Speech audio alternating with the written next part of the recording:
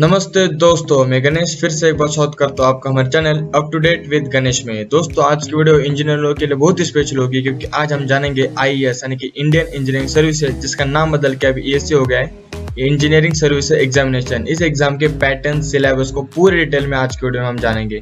तो वीडियो को बिना स्किप करे एंड तक जरूर देखिए, क्योंकि अगर आप स्किप करें तो हो सकता है कि आप कुछ इंपॉर्टेंट डिटेल मिस कर जाओ, क्योंकि आपको तो पता है कि हाफ नॉलेज इज डेंजरस। तो इससे अच्छा है कि आप पूरी वीडियो एंड तक जरूर देखिए ताकि आपकी कोई भी इंपॉर्टेंट चीज मिस ना हो। दोस्तों, आप हमें अदर सोशल मीडिया अकाउंट पर भी फॉलो कर सकते हैं, जैसे कि ट्विटर, फेसबुक, इंस्टाग्राम और टेलीग्राम पे भी @uptodatewithganesh पे। दोस्तों, बिना किसी टाइम वेस्ट किए चले आज की वीडियो शुरू करते हैं।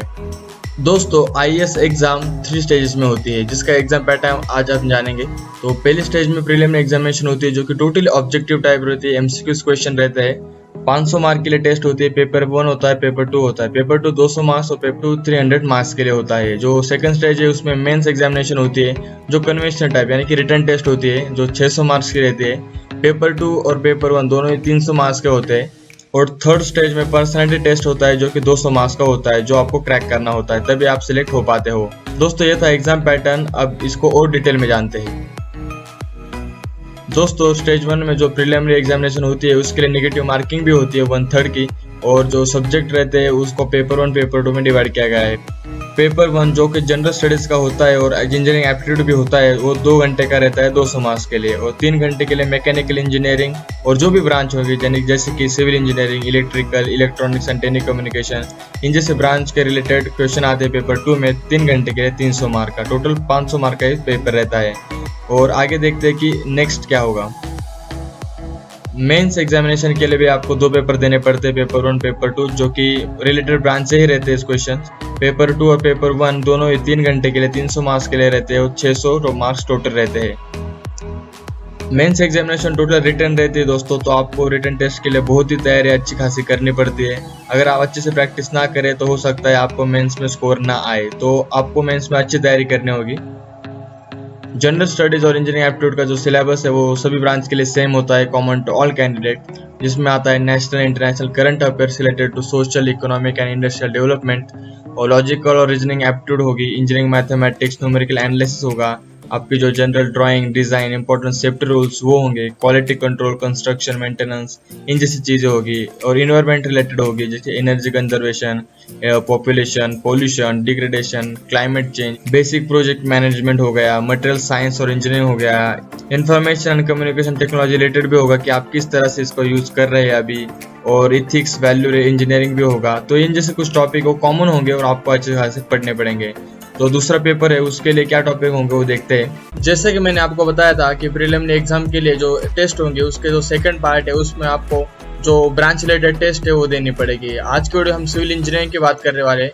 दोस्तों, अगर आप किसी और ब्रांच से रिलेटेड करते हो तो आपके लिए भी सिलेबस की वीडियो तैयार है। आप आई बटन पर क्लिक करके आप प्लेलिस्ट में जाके वीडियो चेक कर सकते हो। दोस्तों, उसके लिए पेपर 1 में आपके लिए जो सब्जेक्ट होंगे उसमें बिल्डिंग मटेरियल्स में आपको stone, lime, glass, plastic, steel, FRF, ceramics, aluminium, fly ash, basic admixture, timber, bricks and aggregates, उसमें क्लासिफिकेशन होंगी, प्रॉपर्टीज, सिलेक्शन क्राइटेरिया क्या है वो होगा, सीमेंट में उसके टाइप, कंपोजिशन, प्रॉपर्टीज, उसके uses, specification and various tests, lime and cement, mortars and concretes, property various test, design of concrete mixes, उसकी जो proportioning of aggregates and method of mix design है, इनसे रिलेटेड जो subject है वो आपको building materials में मिल जाएंगे।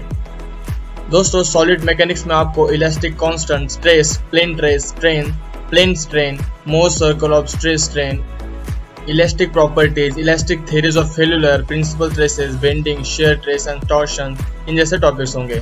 स्ट्रक्चरल एनालिसिस में आपको basics of strength of materials, type of stresses and strengths, bending moment, shear force, concept of bending and shear stresses, analysis of determinant and indeterminate structures, stresses, beams, plane frames, rolling loads, influence lines, unit load methods and other methods, उसी के साथ free and force vibration of single degree and multi degree freedom systems, suspended cables, concept and uses of computer aided design यानी कि CAD, इनसे related structural analysis में आपको topics होंगे। Design and steel structure में देखेंगे तो principle of working stress method, design of tension and compression members, design of beams and beam columns, connections, built up section, girders, industrial roofs, principle of ultimate load design, इन जैसे topics आपको design of steel structure में पढ़ने पड़ेंगे।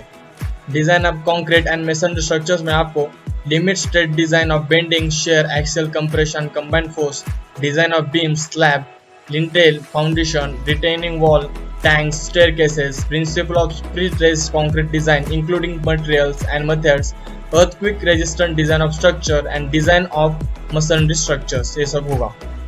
दोस्तों जो 6 section है उसमें construction practice and planning and management होगा, जिसमें आपको कंस्ट्रक्शन में planning, equipment, site investigation and management including estimation with latest project management tools and network analysis, इनसे डिफरेंट टाइप के वर्क्स होंगे। Analysis of rate of various type of works, tendering process and contract management, quality control, productivity, operation cost, land acquisition and labor safety and welfare, यानी कि safety related जो perspective है उनका भी आपको यहाँ पे पढ़ना पड़ेगा। दोस्तों ये बात तो थी पेपर 1 के जो ब्रांच रिलेटेड टेस्ट है उसके लिए। मेंस दोस्तों ये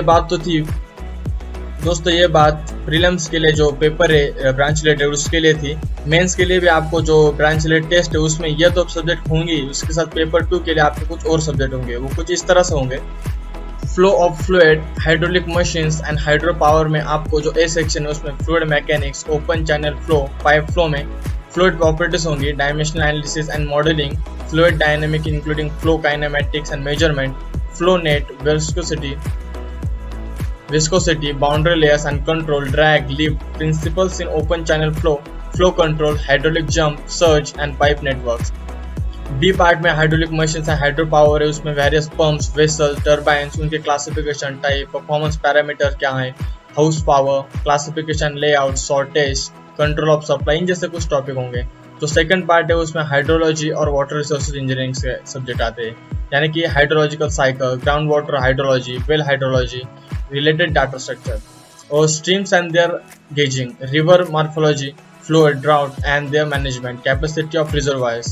Water resources engineering में आपको multi-purpose use of water, river basin, their potential, irrigation system, water demand assessment, resources, storage and their yields, water logging, canal and drainage design, cavity dam, falls, weir, energy dissipator, barrage distribution work, cross drainage work, head work and design, इन जैसे कुछ topics होंगे।